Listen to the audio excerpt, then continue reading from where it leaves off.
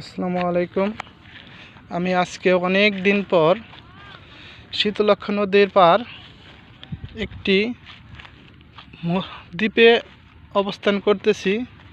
এই দ্বীপের চতুর্দিকে তাকিয়ে দেখলাম কোনো দিকে কোনো প্রকার গাছগাছালি নেই, গাছগাছলা নাই, শুধু আছে বালু আর বালু। যেখানে ঘাস ছিল দেখেন ঘাসগুলো রোদ্রে মনে হয় পুড়ে গেছে। এখানে মানুষ হাঁটতে গেলে অনেক কষ্ট করতে হয়, কারণ এখানে শুধু রোদ আর রোদ। তবু এই রোদের মাঝেও অনেক কষ্ট করে আমাকে এখানে আসতে হয়েছে। এখানে একটি ওষুধি গাছের সন্ধান মিলেছে। যে ওষুধি গাছগুলো আমরা সবাই চিনি, রাস্তার পাশে জঙ্গলে নানান জায়গা থাকে। আসলে প্রাচীন যুগ থেকে যে সব ওষুধি গাছের আমরা ব্যবহার করে থাকি, তার মধ্যে এই ওষুধি গাছটি হচ্ছে অন্যতম। এই গাছটি এই দ্বীপে জন্ম নিয়েছে। এখানে গাছটি আর কোনো গাছ নেই, একটি গাছই আছে, যে গাছটি আমাদের সবারই পরিচিত, কিন্তু জানি না এই গাছে কি কি রোগের উপকার কাজ করে। এই গাছটি নাম আমরা সাধারণত যেটি নাম জানি সেটি হচ্ছে, এই গাছটির নাম হচ্ছে আকন্দ গাছ। এই আকন্দ গাছের অনেক গুণাগুণ রয়েছে। এই গাছটি পাতা 5 থেকে 6 ইঞ্চি লম্বা হয় এবং গাছটির উচ্চতা হয় 7 থেকে 8 ফুট। গাছে ফুল সাদা এবং গোলাপি রঙের। গাছের কাণ্ড খুবই শক্ত এবং গাছের পাতার নিচে তুলার ন্যায় নরম, উপরের দিকে সবুজ। গাছটি আমাদের খুবই পরিচিত একটি গাছ, আকন্দ গাছ। অনেকে বলি দুধরাজ গাছ, কারণ এই গাছের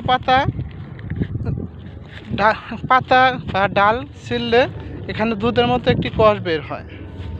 গাছের ফুলগুলো ফুটলে খুব সুন্দর দেখা যায়। গাছে নানা রকম ওষুধের কাজ করে। তার মধ্যে অন্যতম হচ্ছে এই আকন্দ গাছের পাতা চুলের রোগ ও দাঁতের রোগের অত্যন্ত কার্যকরী। তাছাড়াও দাঁত এবং টাক পড়া নিরাময়ে এই ওষুধি গাছটির গুরুত্বপূর্ণ ভূমিকা পালন করে। দাঁত ব্যথা দূরের জন্য আকন্দর কষ তুলার সাথে মিশিয়ে ব্যবহার করলে খুবই উপকার পাওয়া যায়। বাতের ব্যথা এবং ফোলা দূর করতে আকন্দ খুবই কার্যকরী ভূমিকা পালন করে।